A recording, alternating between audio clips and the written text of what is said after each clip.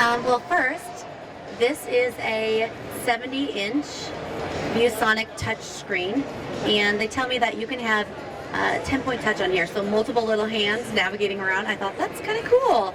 I'll show them how you do this. So it's pulled all the way out into my Google Drive, and simply tap present, and then it expands.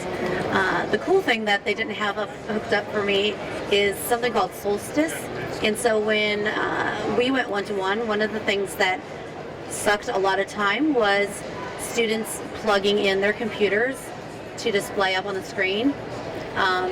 And through Solstice, they all show up on the screen, and then you can expand the one that you want to present and then collapse it, and you can annotate it. So I thought that was great. I said, I'm going to share that.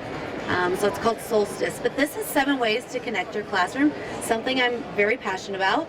I'm Shaelynn. I'm an educator from Iowa. I work for a region in the state, and I support schools in literacy, technology, and something called AIW, Authentic Intellectual Work. But one of my passions is connecting kids through social media and other technology to expand their knowledge base. So the first way to connect kids would be through Twitter. And one of the great things about Twitter is, along with having that positive digital footprint, there's so many different hashtags where kids can get involved with and share their knowledge, share their creations, but also connect with primary sources. So I know a lot of times we would connect with experts in the fields simply by connecting with them on Twitter. And what I realized is, if it comes from a student asking, they're more likely to say yes than if a teacher or an adult asks. So it's hard to turn down a kid if they want you to talk with their class rather than an adult asking. There is a class Twitter account, Alice explains, so I said I'm going to put that in there. But if you want to snap a picture of that, she kind of explains the class Twitter and how to create a class account and share tweets from your class. So I thought that was great. But Twitter is a great way to connect kids, not only with peers, but with experts, sources.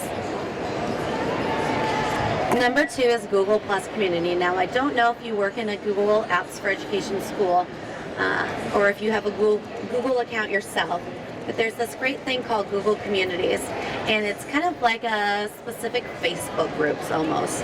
And what happens is you join communities based on your interests. So for instance, when I was in the classroom, I joined a poetry community, and I was able to connect not only with other poets, but then have them bring those resources to my students in the classroom. With my older kids, we could set up a Google community, and there we could share announcements, resources, docs, all different types of things. So Google Communities is underutilized but extremely powerful, and you can create one for your class and have it closed, or you can join other ones that are open. So there's like a project-based learning one, a connected classroom. So there's tons of communities out there for educators. You join and connect your class with other educators around the globe, really. Number 3 is blogging, and I think probably one of the most powerful teaching shifts in instruction was to have my students blog and share their thoughts with the world, because it was no longer the traditional lone teacher commenting and providing feedback, but it was a whole world of people providing that feedback, and it made everything more relevant, engaging. The best way to teach any sort of like grammar usage mechanics is right within their own writing. And so having those blogs, you could pull that up right on the screen, and you could annotate that right on the screen, showing them the correct way for those grammar usage mechanics, and it's more relevant because it's their writing. A lot of people ask me where to start with blogging. Kid blog would be more contained, so that would be what I always recommend for the younger grades, kid blogs. Blogger is hooked on, Blogspot is hooked on to your Google account. WordPress, it's a steeper learning curve, but it is more open and accessible. Weebly, and I don't have this on here yet, but Medium is another one that's really big right now. So if you've ever seen Medium blogs, that's a hot new platform right now. But a powerful way to connect your kids. Number 4, if you don't have those available options, simply starting with a Google Doc. Those things can be powerful because they have a link in which kids can share their thoughts with people not only in the classroom, so real-time thoughts, but also outside of the 4 walls. So lots of times when we would connect with kids from different countries, we would be on different time zones, we could use a Google Doc and then they could answer, reply, that sort of thing, without having to find times to meet. So Google Docs is a great way to connect your kids.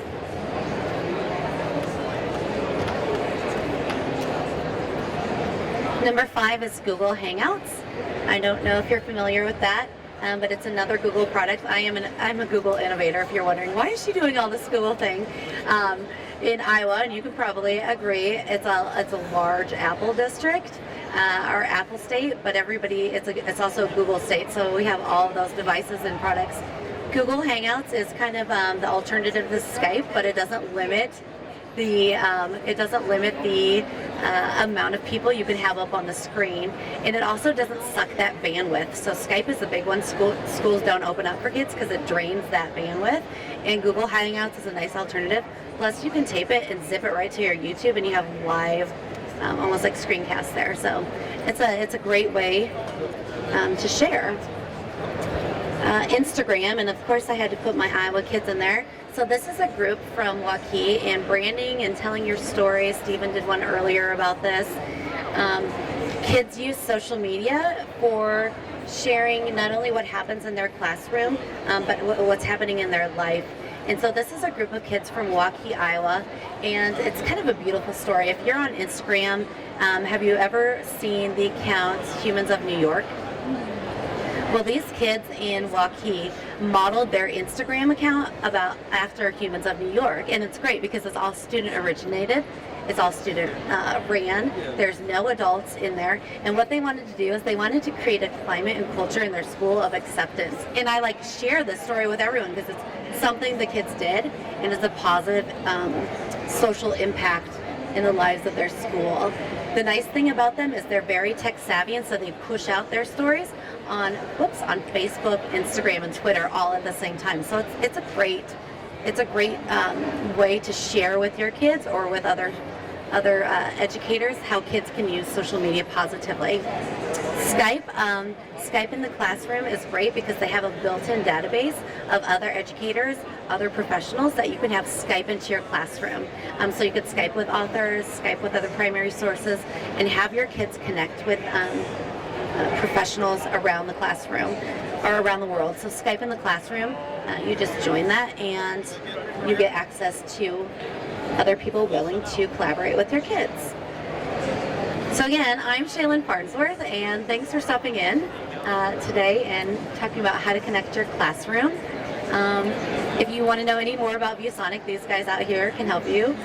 It's like they're talking with people. But I'm here, and I put my social media at the bottom, so connect with me if you need any support in those areas. And have a great conference. Make sure you get your Alice Keeler book, Google Classroom book.